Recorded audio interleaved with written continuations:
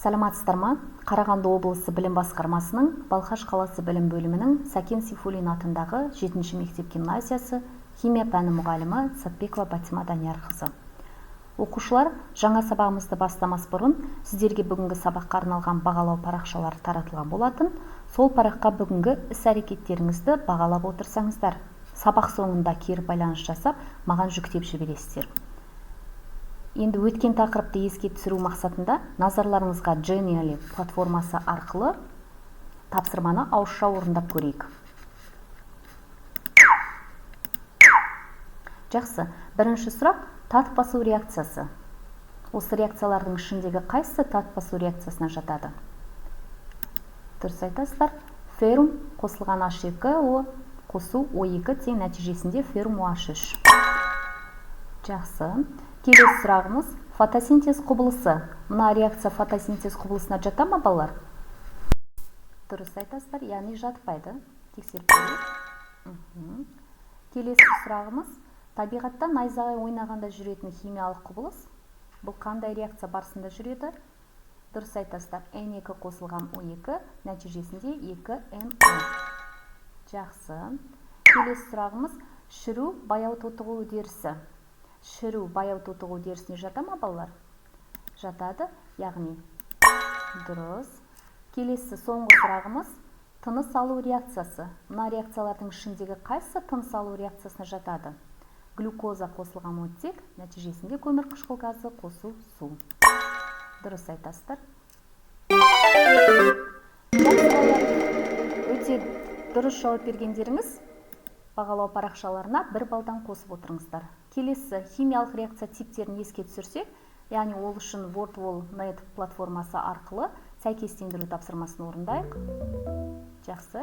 Бірінші берілген тапсырма магнийге оттек қосқан кезде нәтижесінде магний оксиді түзіледі. Бұл қандай реакция типіне жатады? Дұрыс айтамыз. Қосылу реакция типіне жатады. Натрий гидроксиді мен тұз қышқылын қосқан кезде натрий хлориді қосылған H2O. Қандай реакция типі? Алмасу реакция типіне жатады. Келесі феррум қосылған купрум SO4, нәтижесінде феррум SO4 қосылған купрум. Бұл балалар қандай реакция типіне жатады? Яғни орын басу реакция типі. Келесі кальций карбонаты ыдыраған кезде кальций оксиді және көмірқышқыл газы бөлініп шығады. Қандай реакция типі? Айырылу реакция типі. Жақсы. Өз немізді, дұрыс жауаптарымызды сәйкестендіріп көрсек. Жақсы. Әр дұрыс жауап берген оқушылар бағалау парақтарыңызға белгілеп отырыңыздар, 1 балдан қосып отырыңыздар. Келесі. Экранда балалар экранға назар аударатын болсақ, берілген мәліметтер қандай элементтерге тән деп ойлайсыздар? Яғни созылады, оңай жаншылып тапталады, өздеріне тән жылтырлығы болады, иіледі, электр тоғын бойынан өткізеді, жылуды жақсы өткізеді. Қалай ойлайсыздар? Бұл қандай элементтерге тән белгі деп ойлайсыздар, мәлімет деп ойлайсыздар? Дұрыс айтасыздар, балалар. Бұл металдарға тән мәліметтер берілген. Бүгінгі сабақ тақырыбы осы металдарға қатысты болмақ. Дәптерімізді ашып, бүгінгі күнді жазып, сабақ тақырыбын жазып алыңыздар. Бүгінгі күннің сабақ тақырыбы металдардың оттекпен және сумен әрекеттесуі, металдардың жемірілуі, екінші көрсетілім, белсенді металдардың салқын және ыстық сумен әрекеттесуі. Оқу мақсаты кейбір металдар басқаларға қарағанда тотығуға тезірек ұшырайтындығын білу, белсенді металдардың салқын сумен, ыстық су немесе бумен әрекеттесуін сипаттау, металдар коррозиясын туындатуға әсер ететін жағдайларды зерттеу. Осы оқу мақсатына сәйкес, бүгінгі сабақтың мақсаты кейбір металдар басқаларға қарағанда тотығуға тезірек ұшырайтындығын біледі, белсенді металдардың салқын сумен, ыстық су немесе бумен әрекеттесуін сипаттайды, металдар коррозиясын туындатуға әсер ететін жағдайларды зерттейді. Темір таттану туралы не білесіздер? Металдардың бөлінуі жайлы не айта аласыздар? Осы сұрақтарға жауап бере кететін болсақ, металдар сыртқы қоршаған орта әсерінен өздігінен бөлінуін коррозия немесе жемірілу деп атаймыз. Яғни темір сумен, ауамен әрекеттесіп, нәтижесінде темір таты түзіледі. Немесе темір оттекпен әрекеттесіп, темір қағын түзеді. Темір таты қызыл қоңыр түсті, демек темір бұйымдарында қызыл қоңыр түсті дақ пайда болады. Келесі осы жемірілудің екі түрі болады. Химиялық жемірілу металл бетінің құрғақ оттек немесе басқа газдардың әсерінен білінуін айтамыз. Электрохимиялық жемірілу деп қышқыл, тұз және сілті ерітіндісі әсерінен білінуді айтады екенбіз. Темір және оның құймаларының жемірілуі таттану деп аталады. Енді осы жемірілудің алдын алу шараларына тоқталсақ, бірінші, металдардың бетін қаптау, жемірілуге қарсы берік құймаларды жасауымыз, қоршаған орта құрамын өзгерту. Енді кейбір металдардың оттегімен әрекеттесуін қарастырсақ, металдардың қасиеттері олардың белсенділігіне тікелей тәуелді. Сондықтан металдардың белсенділік қатарымен таныс болсақ. Металдар ең маңызды және көп жағынан бірегей химиялық элементтер болып табылады. Олардың барлығы дерлік жақсы электр өткізгіштік, жылтырлық, жылу өткізгіштік сияқты қасиеттермен сипатталады. Сонымен қатар олардың арасында сипаттамалары айтарлықтай ерекшеленетін жекелеген топтарды бөлуге болады. Осы ерекше белгілердің кейбірі металл белсенділік қатары 1865 жылғы тұжырымдаманың негізі болды. Металдардың химиялық белсенділігіне қарай орыс ғалымы Бекетов бір қатарға орналастырып, оны металдардың кернеу қатары деп атаған. Яғни, бұл қатарда литийден натрийге дейінгі орналасқан металдарымыз, бұлар өте белсенді металдар. Магний мен плюмбумға дейінгі орналасқан металдарымыз орта белсенді металдар. Мына сутектен кейінгі орналасқан сурма мен алтын элементтері, бұлар белсенділігі төмен металдарға жатады. Енді келесі, кейбір металдардың ауада оттегімен әрекеттесуін қарастыратын болсақ, жаңағы Бекетов қатарында орналасқан белсенді металдар оттекпен әрекеттескен кезде нәтижесінде оксид түзіледі. Яғни натрий оттекпен әрекеттесіп, нәтижесінде натрий оксиді түзіледі. Литий оттекпен әрекеттеседі, нәтижесінде литий оксидін аламыз. Енді белсенділігі орташа металдардың ішіндегі кальций оттекпен әрекеттесіп, нәтижесінде кальций оксиді алынады. Магний оттекпен әрекеттесіп, нәтижесінде магний оксиді алынады. Енді белсенділігі төмен металдар, оның ішіндегі алтын мен платина бұл оттекпен әрекеттеспейді. Кейбір металдардың енді сумен әрекеттесуін қарастыратын болсақ, оның ішіндегі литий сумен әрекеттесуі, литийді ең алдымен керосиннің астынан алып аламыз. Сілтілік металдар бұлар өте белсенді металдар болғандықтан, бұларды керосиннің астында сақтаймыз. Егер оларды жай күйде сақтайтын болсақ, ауада құрамындағы оттекпен әрекеттесіп кетуі мүмкін. Литий жеңіл металл, оны пышақпен оңай кесіп алуға болады. Және де біз литийдің кішкене бөлігін кесіп алып,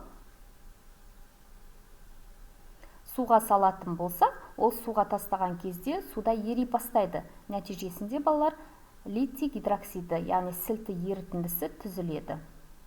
Байқап отырғандарымыздай, литий суда белсенді әрекеттесіп, суда еріп жатыр. Нәтижесінде сілті ерітіндісі, яғни оның түзілгенін фенафталин бір-екі тамшысын тамызатын болсақ, таңқурай түске боялады. Яғни бұл жерде сілті, яғни литий гидроксиді түзілді дегенді білдіреді. Келесі натрий. Натрийді сумен әрекеттесуін қарастырсақ, натрийдің кішкене бөлігін алып, керосиннің астынан алып сүртіп аламыз натрийді. Натрий литийге қарағанда бұл жұмсақтау болып келеді, пышақпен оңай кесіледі. Аздаған бөлігін алып, кесіп аламыз да, суға салатын болсақ,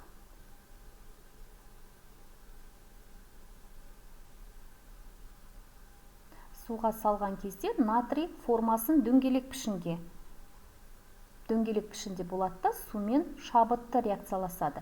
Нәтижесінде натрий гидроксиді ерітіндісі пайда болады. Ал оны байқау үшін біз фенафталиннің бір-екі тамшысын тамызатын болсақ, таңқурай түске боялады. Яғни бізде натрий гидроксиді түзілді. Енді осы реакциялардың сумен әрекеттесуі, яғни белсенді металдардың сумен әрекеттестіруін, реакция теңдеулерін қарастырайық. Натрий сумен әрекеттескен кезде жаңа бізде натрий гидроксиді түзілді және сутек газы бөлініп шығады. Кальций сумен әрекеттесуі нәтижесінде де кальций гидроксиді бөлінеді және сутек газы бөлінеді. Ал белсенділігі орташа металдар, бұлар сумен тек қыздырған жағдайда реакцияға түседі. яғни реакцияға түсіп нәтижесінде мырыш сумен реакцияға түсіп нәтижесінде мырыш оксиді түзіледі және сутек газы бөлінеді. Ал белсенділігі төмен металдар бұлар сумен реакцияға түспейді. Жақсы балалар, бүгінгі сабағымызды бекіту мақсатында бір-екі тапсырмалар орындайық. Сіздерге бірінші тапсырма берілген, яғни берілген металдарды белсенділігінің артуы бойынша орналастырыңыздар. Жаңағы Бекетов қатарын еске түсіре отырып, мына берілген металдарымызды балалар арту ретімен, яғни өсу ретімен орналастырасыздар.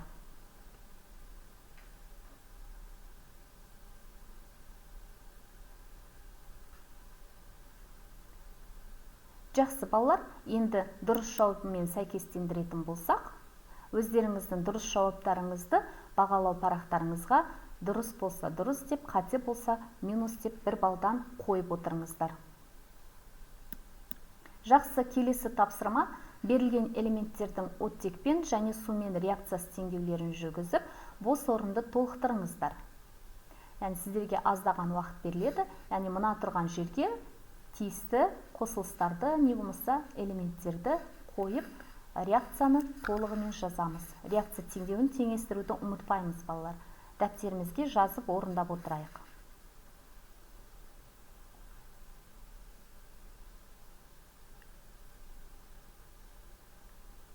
Жақсы балалар, енді өзіміздің жауап берген парағымызбен жауап парағын салыстырайық. Реакция теңдеуін теңестіргендеріңізге, реакцияны толық дұрыс жазғандарыңызға, осыған орай сіздер бағалау парақтарыңызға өздеріңізді бағалап отырыңыздар. Және бұл берілген реакция теңдеулерді дәптерге жазуды ұмытпаймыз. Жақсы, келесі тапсырма балалар QGIS платформасы арқылы тест сұрақтарына жауап бере кетсек.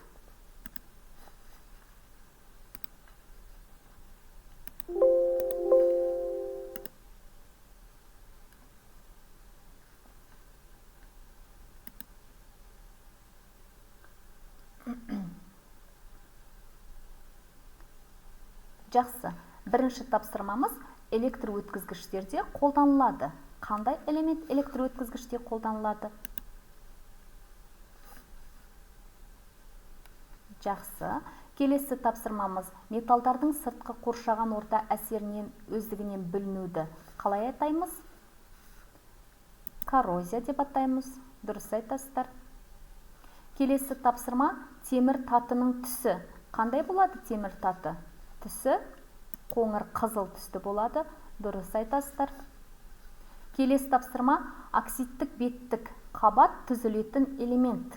Қай элемент? Жақсы, алюминий элементі. Дұрыс айтасыздар. Келесі сұрағымыз оттегімен тек қыздырғанда әрекеттесетін элемент қайсысы? Жақсы, дұрыс айтасыздар. Мыс. Келесі сұрағымыз осы металдар тобы оттекпен әрекеттеспейді. Қандай металдар тобы оттекпен әрекеттеспейді? Дұрыс айтасыздар, бағалы металдар тобы оттекпен әрекеттеспейді. Келесі, металды қандай күйде сақтаған дұрыс?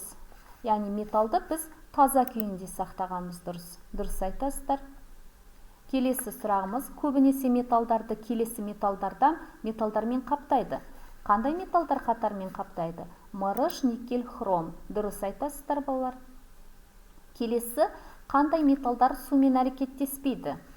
Мына жерде берілген металдарды қандай металдар? Бағалы металдар сумен әрекеттеспейді. Дұрыс айтасыздар.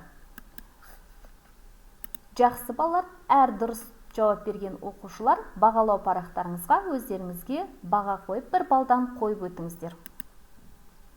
Келесі, бүгінгі сабаққа кері байланыс ретінде сіздерге Answer Garden платформасы арқылы бүгінгі сабаққа кері байланыс жасайсыздар. Оқушылар сіздерге осы платформаның ссылкасы жіберілді. Яғни бүгінгі сабақта сіздер не білдім, не үйрендім, не қызықты болды. Осы туралы 1-2 ауыз сөз жазып, маған кері байланысқа жүктеп жібересіздер.